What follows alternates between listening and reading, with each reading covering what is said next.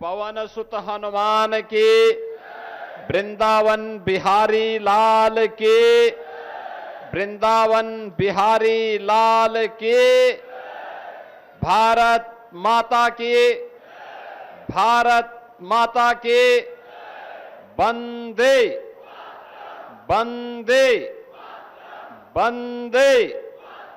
नमः पार्वती पतिये हर हर।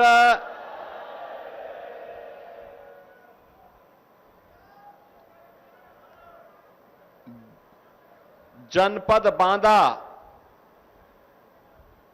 भारत की सप्तऋषियों की महान परंपरा में एक महत्वपूर्ण कड़ी महर्षि वामदेव की इस पावन धरा को, जिस धरा ने कालिंजर जैसा अजेय दुर्ग देकर के नीलकंठ महादेव की कृपा प्राप्त की और केन जैसी सदा नीरा नदियों के माध्यम से जो जनपद अभिसिंचित है, ऐसी बांदा की पावन धरा को नमन करते हुए आप सभी बांदा वासियों का मैं स्वागत करता हूं, अभिनंदन करता हूं। आज के इस कार्यक्रम में मेरे साथ मंच पर उपस्थित प्रभारी मंत्री बांदा श्री दिनेश प्रताप सिंह जी, प्रदेश के जल शक्ति राज्य मंत्री श्री रामकेश निषाद जी, पीडब्ल्यूडी के राज्य मंत्री कुंवर ब्रजेश सिंह जी, लोकप्रिय विधायक बांदा श्री प्रकाश द्विवेदी जी, लोकप्रिय विधायक नरेनी श्रीमती ओम मणि वर्मा जी,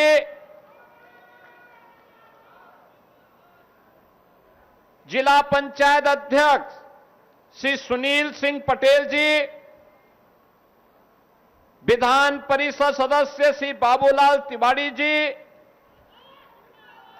विधान परिषद सदस्य जितेंद्र सिंह सेंगर जी, क्षेत्रीय अध्यक्ष भारतीय जनता पार्टी श्री रामकिशोर साहू जी, भारतीय जनता पार्टी के जिलाध्यक्ष श्री कल्लू सिंह राजपूत जी, नगर पालिका परिषद के अध्यक्ष श्रीमती मालती बासु जी, पूर्व सांसद श्री आर.के. सिंह पटेल जी,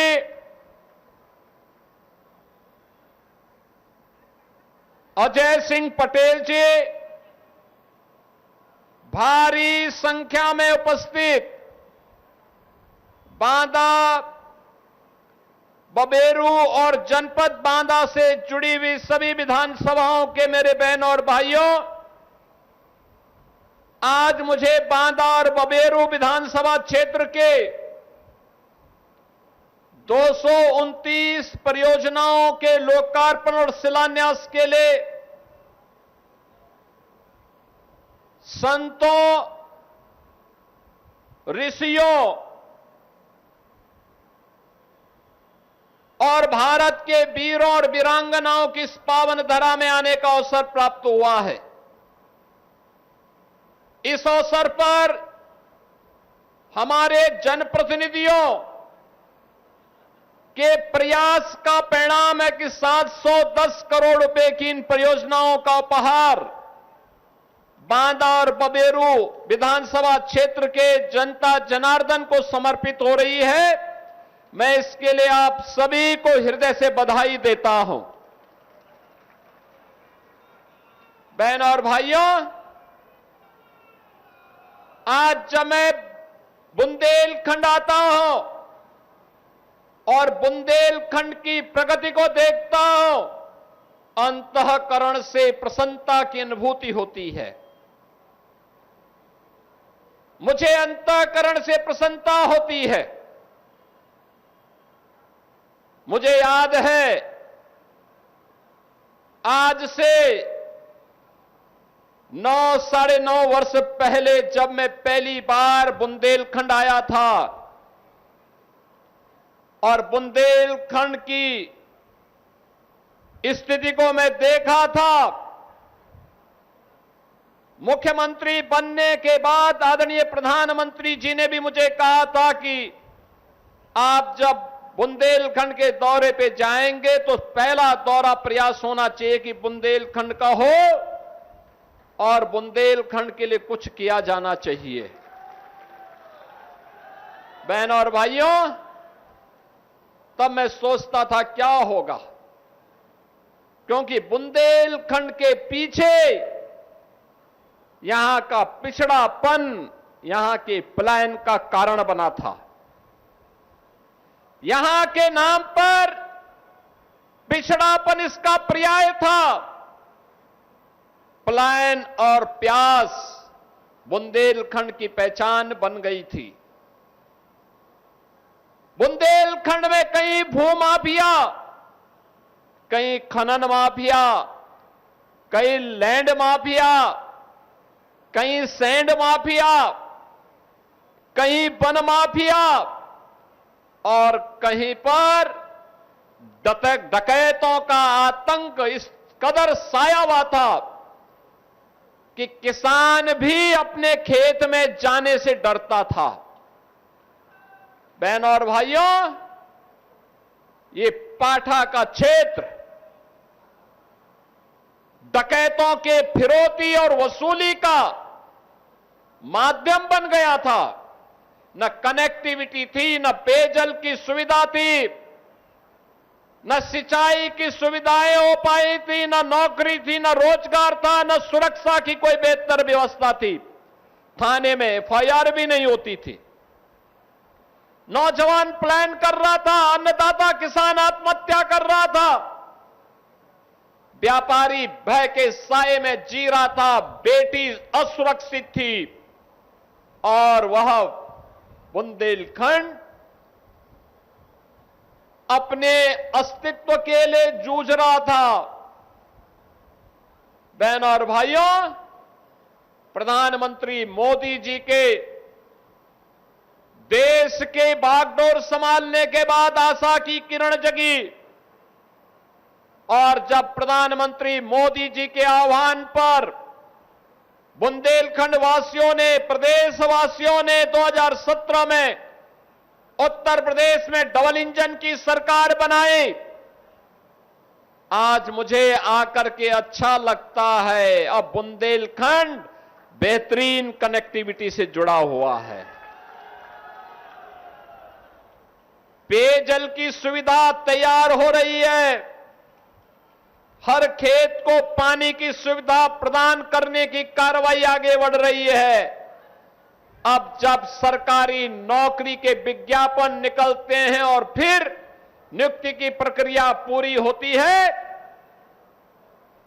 तो नियुक्ति पत्र वितरण करते समय मैं देखता हूं कि हमारे बांदा के नौजवान भी नियुक्ति पत्र प्राप्त करते हैं। जो कभी सपना था आज वह साकार हो रहा है। उस सपने को साकार किया है डबल इंजन की इस भारतीय जनता पार्टी की सरकार ने और उस सपने को साकार करने के लिए अगर श्रेय किसी को दिया जा सकता है तो आप सभी जनता जनार्दन इसकी हकदार है, क्योंकि आप ही ने प्रकाश द्विवेदी को भी जिता के भेजा है। आप ही ने रामकेश निषाद को चुनाव जिता करके भेजा है। आप ही ने श्रीमती ओम मणि वर्मा को चुनाव जिता करके भेजा है। और जब ये लोग आपकी पैरोकारी करते हैं, योजनाओं को लेके आते हैं, अपनी विधानसभा के विकास के लिए रुचि लेते हैं, तो वह विकास का कार्य भी होता है, सुरक्षा भी मिलती है, बुंदेलखंड डकैतों से मुक्त भी होता है। माफिया मुक्त, कर्फ्यू मुक्त, उपद्रव से मुक्त और विकास की नई नई योजनाएं बुंदेलखंड में अंदर आती हुई दिखाई देती है। बहन और भाइयों, आज बुंदेलखंड में क्या नहीं है? आज सब कुछ है। महारानी दुर्गावती के नाम पे मेडिकल कॉलेज भी काम कर रहा है, कृषि विश्वविद्यालय कार्य कर रहा है, इंजीनियरिंग कॉलेज भी कार्य कर रहा है, पॉलिटेक्निक का शिलान्यास भी हो रहा है और उद्घाटन भी हो रहा है। कनेक्टिविटी के लिए बेहतरीन सुविधा उपलब्ध करवाने के लिए तमाम परियोजनाओं का शिलान्यास और उद्घाटन का कार्य भी आज यहां पे होने जा रहा है। यह तभी संभव है जब अच्छे जनप्रतिनिधि चुने जाते हैं, अच्छे लोग चुने जाते हैं। अगर भूमाफिया और कोई डकैत चुनाव जीत करके जाएगा तो जीतने के बाद वह व्यापारी का तो अपहरण करेगा ही, सम्मानित लोगों की जमीनों पर भी कब्जा करेगा, गरीबों को भी उजाड़ेगा और साथ साथ जो शासन की योजना गरीबों के लिए है, किसानों के लिए है, नौजवानों के लिए है, उस पर भी शासन में बैठ करके डकैती डालने का काम करेगा। और यही तो होता था 2017 के पहले। 2017 के पहले उत्तर प्रदेश में यही होता था। जिसको जिम्मेदारी दी गई थी प्रदेश के रखवाली करने की, वही तो प्रदेश को लूटते थे। गरीब को अन्न नहीं मिलता था, गरीब को उज्ज्वला योजना का कनेक्शन नहीं मिलता था, गरीब के लिए आयुष्मान भारत की 5 लाख रुपए की स्वास्थ्य बीमा की सुविधा भी नहीं थी, गरीब के लिए आवास योजना भी नहीं थी। आवास योजना के लिए समाजवादी पार्टी का होना जरूरी माना गया था। बहनों और भाइयों, मोदी जी ने नारा दिया सबका साथ और सबके विकास का। आज बिना भेदभाव के योजनाओं का लाभ हर गांव को, हर गरीब को, हर किसान को, हर नौजवान को, हर बेटी को, हर व्यापारी को, हर बहन को उपलब्ध हो रहा है, बिना भेदभाव के मिल रहा है।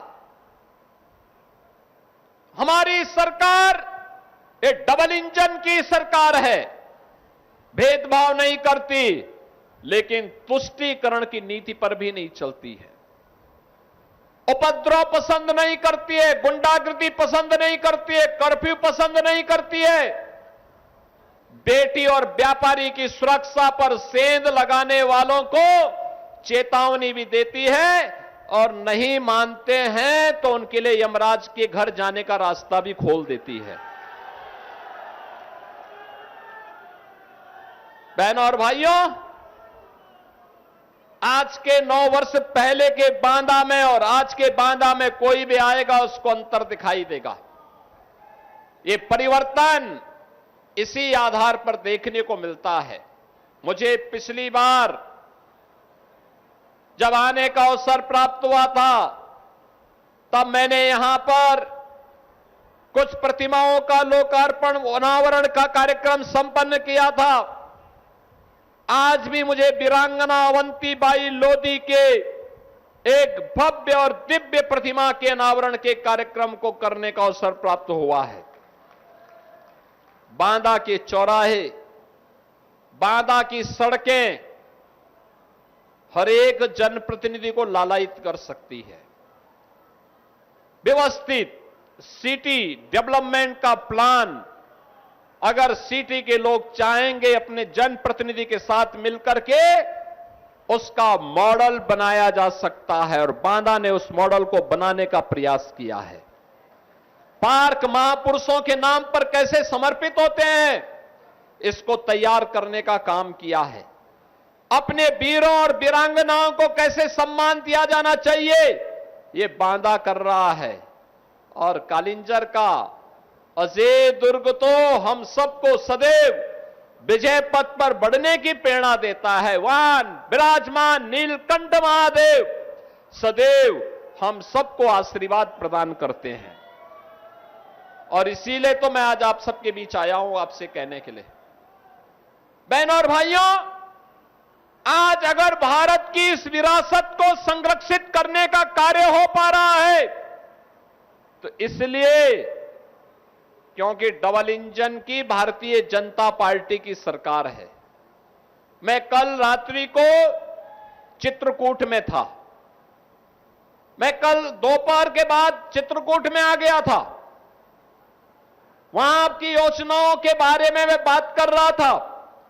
आज प्रातः काल मुझे भगवान कामदनाथ गिरी के पर्वत के भी परिक्रमा करने का सौभाग्य प्राप्त हुआ और परिक्रमा करने के बाद फिर मैं यहां पर बांदा में आया हूं। बहनों और भाइयों, चित्रकूट और बुंदेलखंड की स्मृतियों में प्रभु श्री राम की स्मृतियां किस रूप में हैं, यहां के नौजवानों के मन में, यहां की बहनों और बेटियों के मन में, यहां के अन्नदाता किसानों के मन में प्रभु राम के प्रति श्रद्धा का यह भाव हम सबके लिए एक नई प्रेरणा होती है। हम सबके लिए एक प्रेरणा होती है। कुछ लोग हैं जो विरासत को अपमानित करते हैं। कुछ लोगों ने हिंदू परंपरा और सनातन को अपमानित करना, सनातन परंपरा को कोसना ही अपना जीवन का एकमात्र ध्येय बनाया है। वे लोग भारत को वैभवशाली और विकसित भारत के रूप में देखना पसंद नहीं करते। उन्हें अयोध्या में भगवान राम का भव्य मंदिर अच्छा नहीं लगता। उन्हें काशी में काशी विश्वनाथ धाम अच्छा नहीं लगता। उन्हें मिर्जापुर में मां विंध्यवासिनी का यह भव्य धाम अच्छा नहीं लगता। उन्हें चित्रकूट धाम के कार्यों के लिए और उसकी सजावट के लिए किए जाने वाले प्रयास अच्छे नहीं लगते और उनको मंदिरों के सुंदरीकरण और विकास के लिए किए जाने वाले प्रयास भी अच्छे नहीं लगते। याद करिए, हम विरासत का संरक्षण करने के लिए जो पैसा आज हमारे जनप्रतिनिधिगण मंदिरों के सुंदरीकरण के कार्य के लिए प्रदान करते हैं, ये पैसा समाजवादी पार्टी, पैसा तो आपका, अंतर यही है, बीजेपी की सरकार आई तो अब पैसा मंदिरों के विकास के लिए, धामों के सुंदरीकरण में खर्च हो रहा है और समाजवादी पार्टी के समय वही पैसा कब्रिस्तान की बाउंड्री वॉल के लिए चला जाता था। उनको कब्रिस्तान प्यारा है, इसलिए वे राम मंदिर और काशी विश्वनाथ धाम और मां विंध्यवासिनी धाम और नैमिषारण्य और चित्रकूट धाम के विकास का विरोध करते हैं।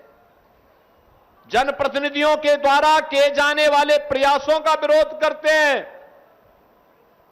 जब यहां पर श्री प्रकाश द्विवेदी जी के द्वारा किए जाने वाले प्रयास को आगे बढ़ाने का कार्य होता है तो सपा और कांग्रेस इसको पचा नहीं पाती है। वे बोली बोलने लगते हैं। जब रामकेश निषाद के द्वारा तिंदवारी के विकास के लिए कार्य किया जाता है तो उनको अच्छा नहीं लगता है। जब श्रीमती ओम मणि वर्मा के द्वारा कालिंजर के किले और नीलकंठ महादेव के मंदिर के सुंदरीकरण की परियोजना को आगे बढ़ाया जाता है तो सपा और कांग्रेस के लोग अच्छा नहीं मानते। लेकिन हम मंच पर बैठे हुए लोग हों या भाजपा का कोई कार्यकर्ता, उसके लिए विरासत और विकास ये दोनों एक साथ चलने वाली प्रक्रिया का पार्ट है और वह विकास को उतना महत्व देता है जितना विरासत का संरक्षण आवश्यक है। वो मानता है कि अपनी विरासत के प्रति कृतज्ञता ज्ञापित करके उसका संरक्षण करके ही हम विकास की इन योजनाओं को भावी पीढ़ी के लिए सुरक्षित कर पाएंगे और उस सुरक्षित प्रक्रिया के साथ जोड़ने के लिए आज हम सब आपके पास आए हैं। बहनों और भाइयों, आज बुंदेलखंड के पास अपना बुंदेलखंड एक्सप्रेस है। आज बुंदेलखंड में डिफेंस मैन्युफैक्चरिंग कॉरिडोर बन रहा है। याद करिए ना, ये समाजवादी पार्टी और कांग्रेस के लोगों ने डकैत दिए थे। नौजवान को नौकरी तो नहीं दी, लेकिन उनके हाथों में तमंचे पकड़ा दिए थे। और हमारी सरकार अब बुंदेलखंड को डिफेंस मैन्युफैक्चरिंग कॉरिडोर का एक हब बना रही है। डिफेंस मैन्युफैक्चरिंग कॉरिडोर के माध्यम से अब हमारी सरकार ब्रह्मोस मिसाइल जैसी मिसाइल बनाती है। वह मिसाइल जब एक बार भारत दागता है अपने दुश्मन पर, तो पाकिस्तान भी बाप बाप करते चिल्लाता दिखाई देता है। ये भारत का शौर्य है, भारत का पराक्रम है। भारत के बहादुर जवानों के लिए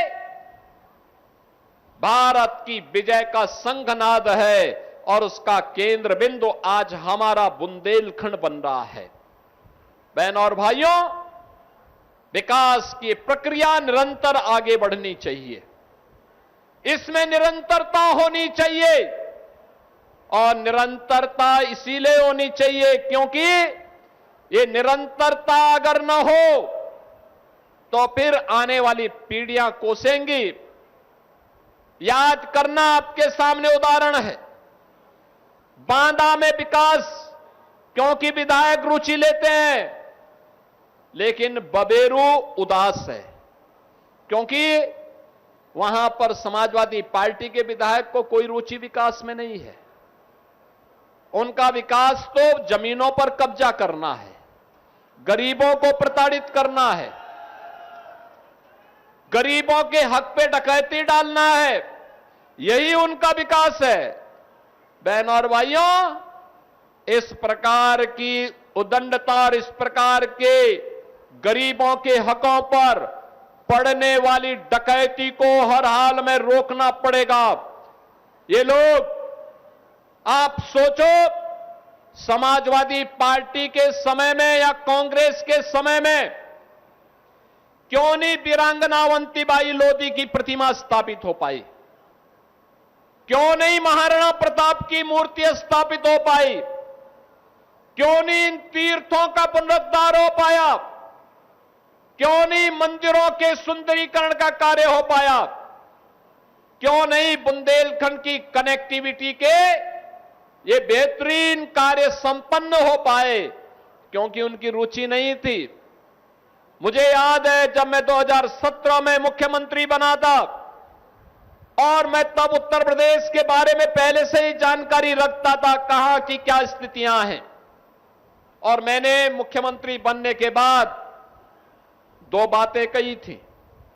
मैंने कहा था इलीगल स्लॉटरिंग पूरी तरह बंद होगी, और तब फिर मैंने कहा था कि गरीबों की जमीनों पर, सार्वजनिक जमीनों पर, व्यापारियों की संपत्तियों पर अगर किसी माफिया ने कब्जा किया है, अगले 24 घंटे के अंदर खाली कर दें, और नहीं खाली करेंगे तो हमें खाली करवाना आता है।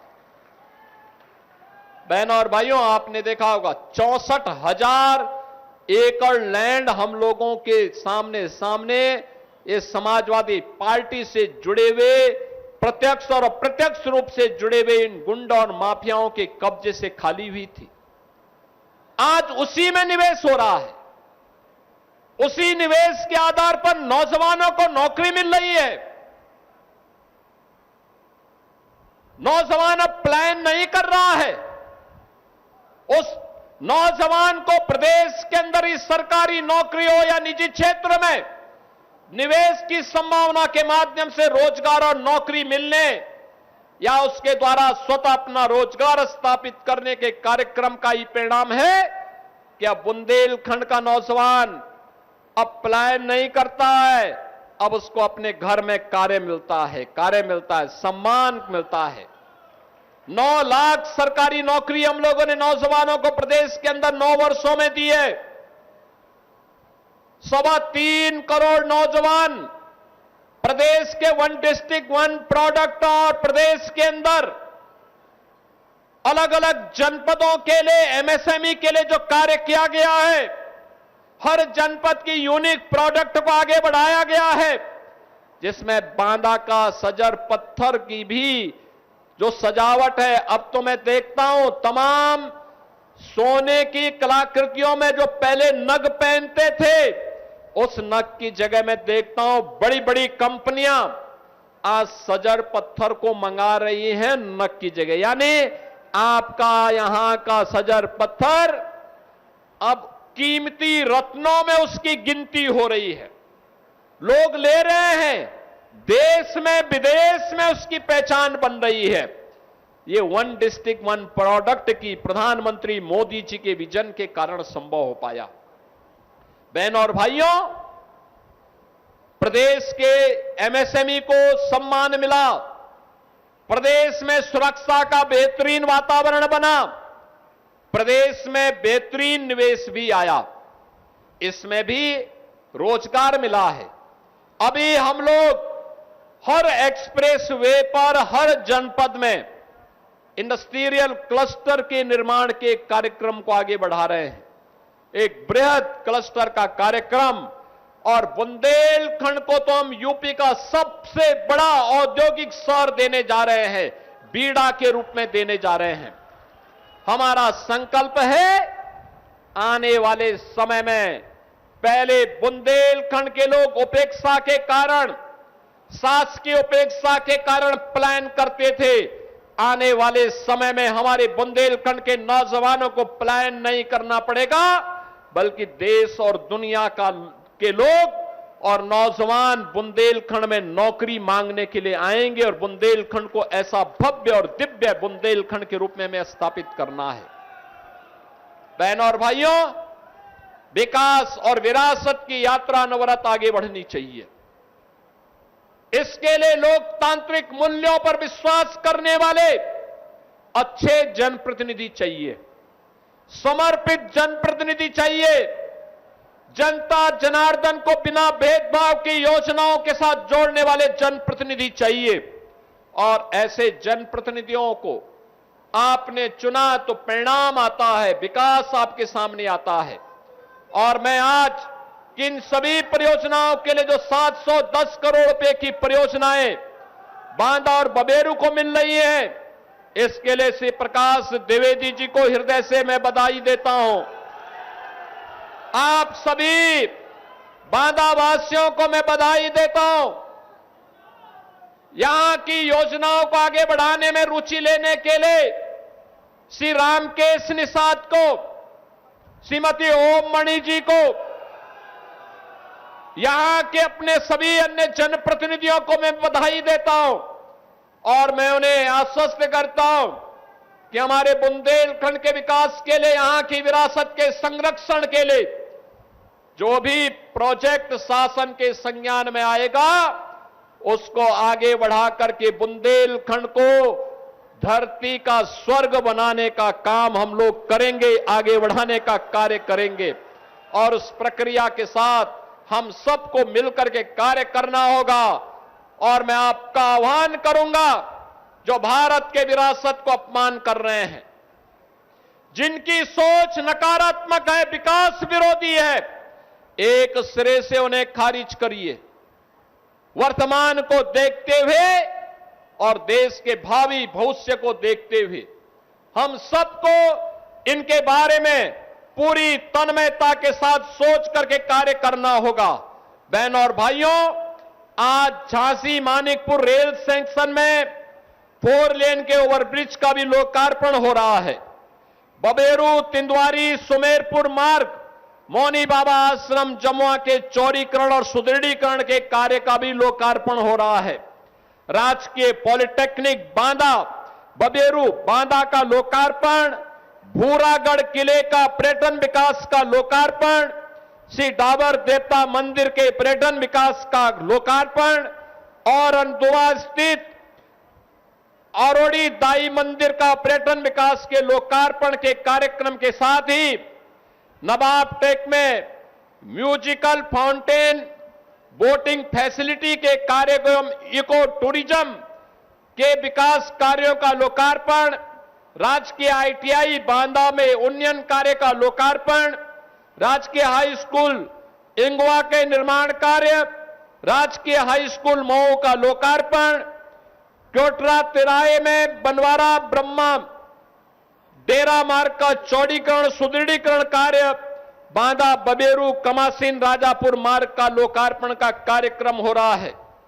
बहनों और भाइयों, इसके साथ ही बांदा बबेरू कमासीन राजापुर 4 लेन मार्ग के चौड़ीकरण सुदृढ़ीकरण के कार्य का शिलान्यास, मुख्यमंत्री शहरी विस्तारीकरण योजना बांदा का शिलान्यास, राजकीय पॉलिटेक्निक बांदा के जीर्णोद्धार कार्य का शिलान्यास, बांदा बरकरी संपर्क मार्ग के चौड़ीकरण सुदृढ़ीकरण कार्य का शिलान्यास, ग्राम पंचायत बरकरी में कबीर आश्रम में पर्यटन विकास के कार्य का शिलान्यास, बांदा बहराइच स्टेट हाईवे पर चौड़ीकरण सुदृढ़ीकरण कार्य का शिलान्यास, पलारी से मलादू संपर्क मार्ग के विशेष भाग के निर्माण का शिलान्यास।